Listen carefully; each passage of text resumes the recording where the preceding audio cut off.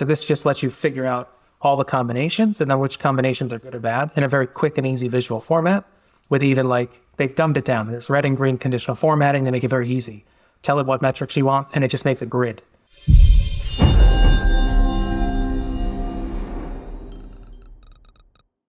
Hey, what's up, everybody, and welcome to Growth Mentors, the podcast where we share snackable growth hacks, strategies, and best practices in how to drive maximum marketing impact and grow your bottom line. I'm your host, Matt LeBlanc, and today we're going to be talking about how to get the most out of your Motion app for creative reporting. We're going to be talking through some new features and best practices, and here to help us do it is the Managing Director of Data and Analytics at Jump 450, Tom Murray. How you doing, Tom? Good. Been a while. Why don't you just talk us in here? I think we're going to start with naming conventions, yeah? Yeah. So Motion's been launching new features. They launch new features pretty much every week at this point. But naming conventions is something near and dear to my heart as somebody who makes all the naming conventions for all of our clients pretty much at Jump. And naming conventions are really the building blocks to building powerful reports, right? Like without them, you can't really get super in-depth data. Right, we audit so many accounts, and the ad names sometimes that I see for the creatives are just like ad one or like Black Friday ad, like very generic names that can't be aggregated or really reported out on. You have no idea what the ad is. So the naming convention helps you do that, right? But Motion now has a way that I can integrate our naming conventions into it, so I can get all the reporting slices just by a little setup in the background. And I always like to say naming conventions are so important that it's like kind of like organizing a library of books in the dark if you don't have a naming convention. So you definitely need one. And the more you put into it, the more you can get out of it. And now this really makes it easy to do that. And Tom, fun fact, true or false, I think that you personally are semi-responsible for this feature in Motion app. You gave them some feedback early on, and then this new feature came out, yeah? I will take this much credit for it because they built it. But I did talk to them a long time ago about how we do our names probably differently than a lot of people. This was back in like 2019 or 2020 though, whereas a lot of people now do names to this effect. But back then we were probably first to make the crazy long naming conventions for all of our ads. Exactly. So just to go a little bit deeper here, can you tell us sort of like how we're setting this up in Motion app? Like what do you need to do to sort of have your naming conventions set up in this way? First, you need a naming convention. So if you don't have one, create one. Right, so things that normally go into those would be, what's your ad type? Is it a video? Is it an image? What's the ad size? If it's a 1x1 or 4x5, 9x16. I usually have like a unique identifier for the name of the asset, right? It could literally be an ID, 1, 2, 3, 4, 5, or it can actually be a name if you want. Depends on how you want to do it. You might have the theme of the ad, if there's a special hook you're using, the landing page. Pretty much anything in the ad that you want to report out on is something you could put into the name. Right, you could even, let's say you're testing 5 different images that had different background colors, you could put the color of the ad in there. I'm not saying you need to, but that's how granular you can make it. So you can make this as long as you want. And the more pieces you put into it, the more you can eventually get out of it, right? So when you're in Motion, then when you set up your naming convention, you can basically say, hey, this string of my naming convention is the product. This string is the landing page. This string is the ad type. This string is the theme. And then it'll automatically pull in all of your different variables that you've used lifetime in that string. So that way it now can say, hey, you have product A, B, C, D, and E. You've run ads from influencer A, B, C, because that might be in your naming convention, or themes for like convenience, price, quality. If you're selling a random e-commerce product, you would add different themes and just pulls it out automatically, right? And then you don't have to actually build it after that. It'll keep pulling them all in as you use more, right? You don't have to tell it every time you launch a new one. It automatically picks it up because you've set it up in a very specific way. And then once you have that, then you can set up all your filters or create reports in Motion that are all broken out at those levels. Whereas in the past, you would only see the entire ad name competing against each other. So ad 1 versus ad 2 versus ad 3. And now you can actually aggregate it out because over your hundreds of ads you have, 50 of them might be this theme, 40 might be this theme, and another 20 might be a different theme. Now you can actually group up those into the different buckets. Whereas in the past, you would have had to potentially like export it out, pivot it out, do a lot of manual stuff, and now this makes it easy for like 5 minutes of setup work. Right. And so this is actually kind of a huge innovation, because if you were saying before you could really only compare like name to name, and now we're breaking up each name into, however many different components, you're really able to sort of go a lot deeper in the comparisons and really probably the insights that you're pulling from them. Yeah. Yeah, because oftentimes clients will ask, you used to run a bunch of ads, right? So like, what are my top 3 ads and what are my lower bottom 3 ads? A lot of times those ads will actually share similar elements to each other. So then you kind of get put into this weird position where you're like, okay, was that ad better because the headline was different, or was it because the video was different? Or like, that's weird that the best video is also the worst video, right? So a lot of times we need to aggregate data across so that we can say this video as a whole versus this video as a whole, right? Every ad is on its own in isolation, different combinations, but you need to be able to aggregate up. And in the past, you couldn't really do that. So now you'll be able to actually then say, okay, how are my different buckets doing, to actually get some insights of what might be working more holistically, right? Especially if you're, unless you're spending millions of dollars, you may not have that much data to go around. And in data, you need more data to have significance, right? So like, if I can then aggregate up every time that element was used, I'm going to have a better confidence level that that's actually what's causing better or worse performance than if that one random ad is good or bad. Because then you're just making, as a marketer or any decision maker, say, I think that ad is good because of X. When in reality, you have no idea.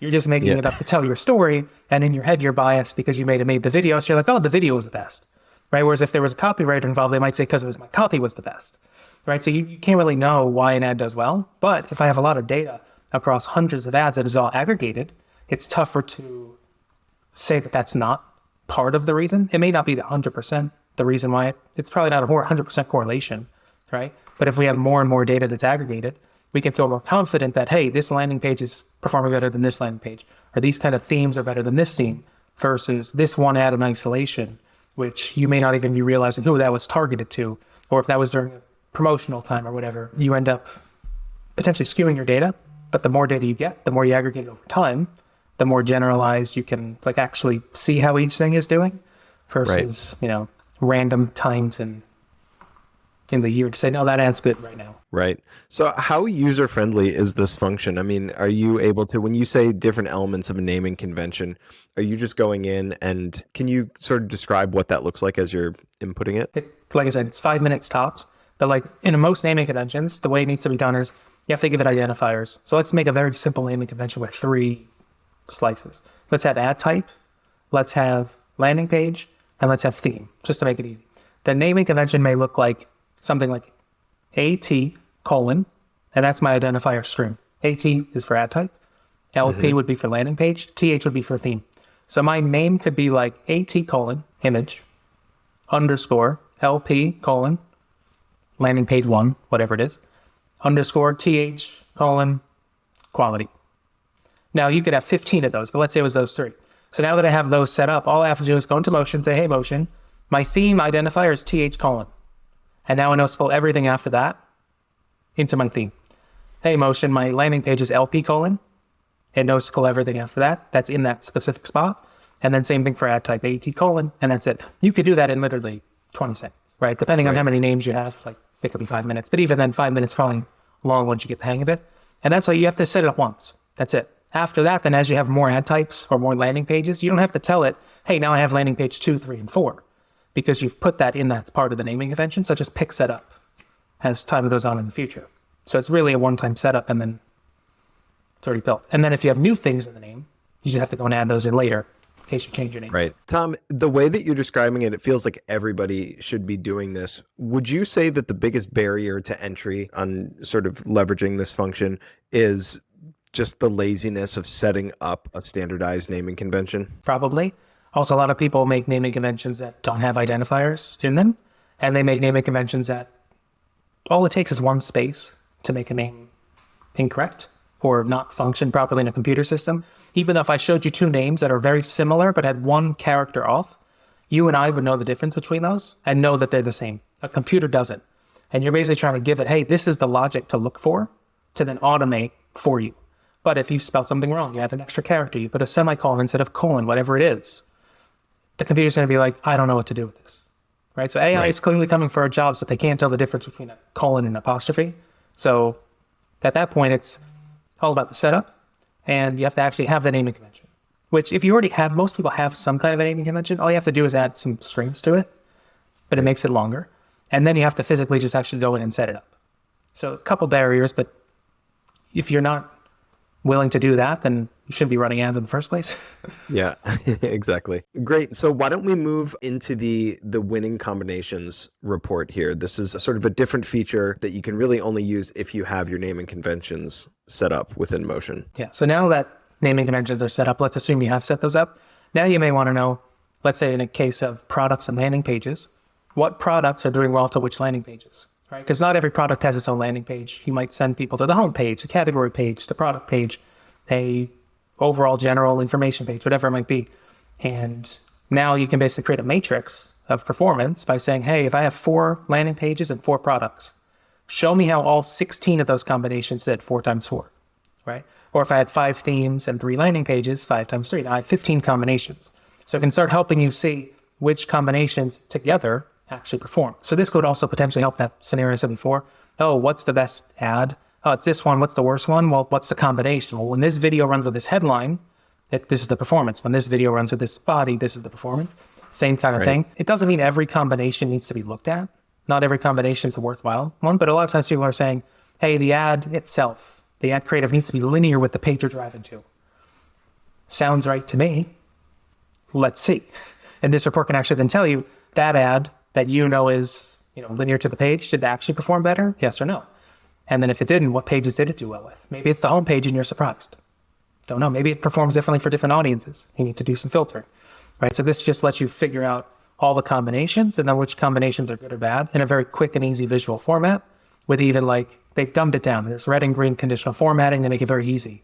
Tell it what metrics you want and it just makes a grid.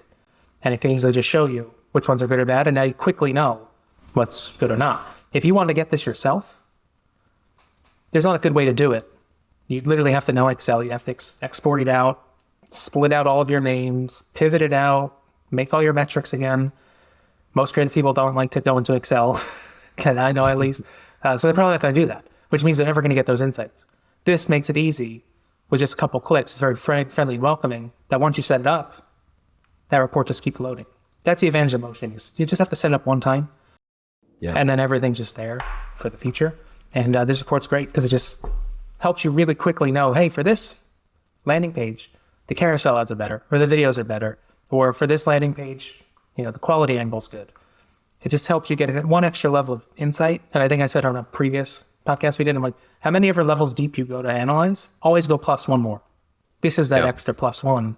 Instead of just saying, hey, this landing page is good, well, find out which parts or why it's good, because it may not be all of them. Excellent, Tom. So naming conventions and winning combinations report. We just have one more feature here to talk through. This is actually separate, whereas those two features sort of work together. I think the last feature that we're going to talk about today is creative research. Yeah, creative research is something that people probably should do more of, that hopefully they're doing, but not all the time do you have time to do it. And oftentimes people look for other ads for inspiration, not just your own competitors, but just brands you love, brands that clients might love, whatever it might be. So there's a bunch of tools out there that have been created. I've been using some for like 10 years now at this point that were not always the best. They're very clunky and they didn't have every ad and it wasn't a great user experience. And, there's a few that do similar stuff to Motion, but you have to pay for it. You have to use a separate tool. I'm not going to name the tool because it's a video of Motion, but the whole point is like, how can I get all of my tools into one place? Also under the same pricing plan, right? I don't want to have 10 tools that do 10 different things with 10 different costs. If I can get everything in one place, probably willing to pay even more for that because it's just convenient, right? So now just in Motion with a click of the button, I go to the creative research tab and now I can start creating basically like mood boards or inspiration boards. And you can basically say, hey, for this client, here are the 10 kind of either competitors or 10 kind of brands you're trying to emulate. So it gives you more creative inspiration. And it's basically like your Facebook ad library on steroids. It's very fast. Everything can be saved really easily. You can watch all the videos. You can share them out to your team or the clients, hey, here's what I'm thinking. So basically that allows you to create that mood board. But what's also cool is it shows you like the ratio of images to videos that these clients run or what their landing pages are, how many ads use a specific landing page. Because you could probably guess if a big advertiser is running a lot of their traffic to this specific landing page, it's probably a good page. And then you may say, what are the elements of that page that I might want to look at, because it doesn't necessarily have to be, if I'm a skincare brand, what is skincare brand B, C, and D doing, right? You could be looking at a bunch of brands for inspiration. So this just helps you save it, organize it, keep it all in one place.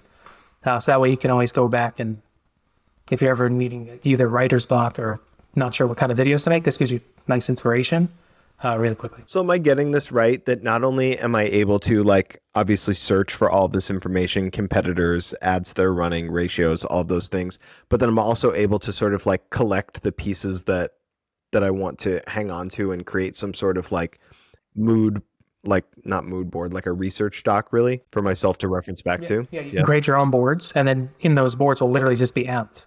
And if you every single ad side by side, you can watch the videos, see them all, and it just makes it easy. The alternative is going to like Facebook ad library, which is clunky. I don't think it actually has every single ad there. Oftentimes it has too many ads where they're all the same, but there's slight derivations where it's like the tool doesn't realize that. So that's a problem. But also what's cool about this one is you can actually get notifications when brands you want to look at launch new ads, which most brands launch new ads every day, probably like the bigger brands. But if you want to see like what are they coming out with, do they have a new product, new offer, new landing page, whatever it might be. Maybe it's Black Friday, you want to know what the competitors are doing. You save them in here and you get notifications that just say, hey, these brands have launched new ads. And then you can go see what they are, right? Did they change their design? Are they doubling down on something? Something I think that a lot of people don't do is, let's say you're, the online mattress brands of the world. How many of them are there? Like 20 plus, right? It's all the same mattress built in the same factory, but a different box, right? It's different marketing. And you might then put all your competitors in there and you can see maybe they're all hammering the same value props. Well, that gives you two options. You could say, you know what? They're all going after price. I could beat them on price. I'm going to push there. Or you can say, you know what? They're all going after the quality of the product, but they're all expensive. I'm going to undercut them and make my ads focus on price. So this can also help you see what the market is saying or what the kind of ads are in the market for your kind of brands. And then you can kind of pick which water do you want to play in. Do you want to go compete and go toe-to-toe with the value props that they're using, or let them have that one and go hit a completely different part of the market?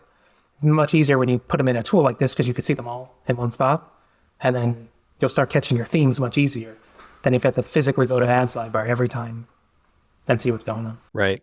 And I'm assuming because we're talking about Motion app, they're also delivering all of this in a really digestible visual format that's easy for me to take in and also share what I'm talking about. Tom, super insights today. Thank you for doing this. We talked about naming conventions, winning combinations report, and the creative research piece here at the end. And if you are listening and you are interested in exploding your own digital growth, you can get in touch with Jump 450 in the link below in the description. That is www.jump450.com. And don't forget to subscribe for more weekly episodes. We'll see you next time.